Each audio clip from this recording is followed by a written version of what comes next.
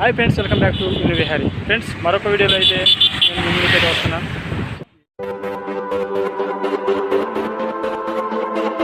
మనం ఇప్పుడు INS Kursura submarine అయితే చూడబోతున్నాం. ఫ్రెండ్స్, ఈ సబ్మెరీన్ మనకు వైజాగ్ ఆర్కే బీచ్ దగ్గర అయితే ఉంటుంది. 1969లో రష్యా నుంచి ఈ సబ్మెరీన్ అయితే మన ఇండియాకి అయితే తీసుకురావడం జరిగింది. సముద్ర మార్గంలో ఇండియాకి తీసుకురావడానికి రష్యా నుండి 2 months అయితే పట్టింది. ఫిబ్రవరి 20, 1970లో వైజాగ్ ఆర్కే బీచ్లోకి తీసుకురావడం జరిగింది. ఆగస్టు 24, 2002లో దీనిని నారా చంద్రబాబు నాయుడు హయాంలో దీన్ని ఓపెన్ చేయడం జరిగింది. ఇది ఇండియాకు 4th సబ్మెరీన్ అన్నమాట. ఫుల్ వీడియో కోసం మన ఛానల్లోకి వెళ్ళండి, మరిన్ని విషయాలు తెలుసు.